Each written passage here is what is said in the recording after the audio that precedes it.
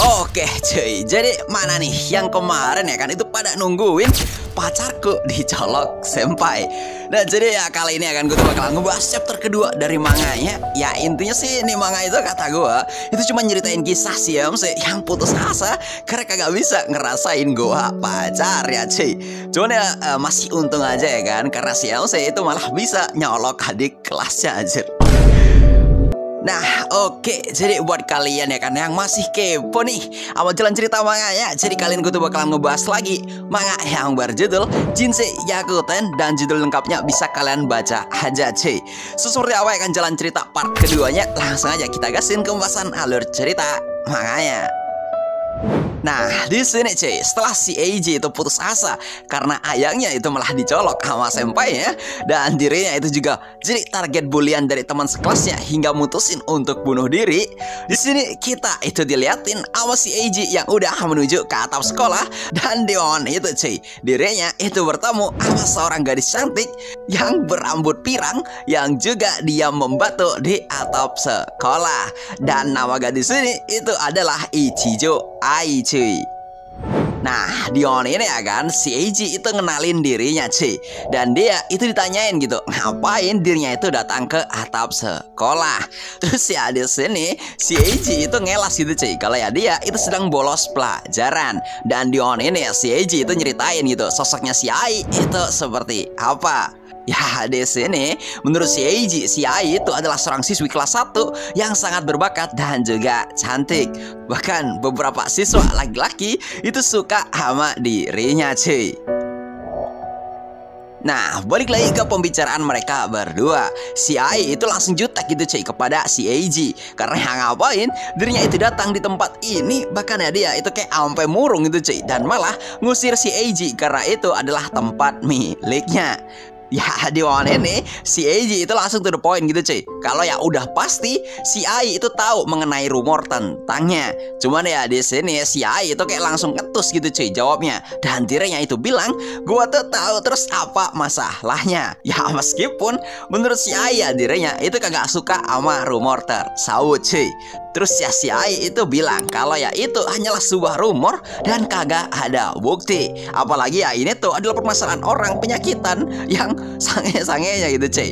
Makanya dirinya tuh bilang kalau ya sekarang si Ai itu kagak suka karena itu kayak berasa dilebih-lebihkan sama para siswa. Ya sontak ya kan, gara-gara mendengar hal ini si Eiji itu kayak langsung pasrah banget gitu cuy gara-gara jawaban dari si Ai.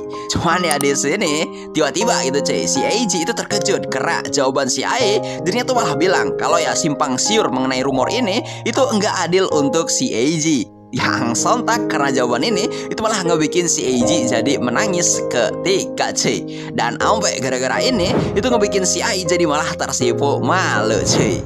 Ya ada sini ya kan, setelah momen sedih ini cuy, tiba-tiba mereka berdua itu malah dikagetin sama hujan yang turun tiba-tiba. Dan di momen ini si Eiji itu langsung nyuruh si Ai untuk ikut masuk bersama dirinya cuy. Nah udah di momen ini si Ai itu malah bilang kalau dirinya itu kagak mau masuk karena ada alasan tertentu kenapa dirinya itu menyendiri di atap sekolah. Bahkan si Ai itu bilang kalau dirinya itu pengen segera mati aja, makanya dia tuh menuju ke atap sekolah cuy. Yang sontak ya kan gara-gara hal ini itu malah ngebikin si Eiji jadi terkejut cuy, karena si Ai itu malah pengen bunuh diri juga anjir. Bahkan ya si Ai itu kayak di sini malah beneran pengen lompat gitu cuy. Ya ngelihat hal ini ya kan si Eiji itu kayak langsung menarik si Ai, bahkan ya sampai mereka berdua itu terjatuh di pagar. Terus ya si Eiji yang abis nolongin si Ai itu ditanyain gitu cuy kenapa dia itu melindungi dirinya. Dan si Eiji itu bilang kalau kagak perlu sebuah alasan jika ingin menolong seseorang. Ya di momen ini ya kan si Ai itu sepertinya ada kesedihan yang mendalam banget cuy. Bahkan gue kagak tahu anjir. Dan di sini di kala momen udah begini ya kan, si Eiji itu kayak dengan gebreknya bilang gitu cuy. Di saat si Ai itu masih sedih-sedihnya, dirinya itu malah bilang kalau ya bagaimana jika mereka berdua itu berkencan saja.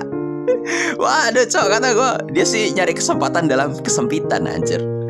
Ya sontak ya kan gara-gara ucapan dari si Eiji itu malah ngebikin si Ai jadi malu-malu seketika gitu cuy. Yang di sini itu kayak malah ngebikin si Eiji jadi langsung ditolak mentah-mentah sama si Ai.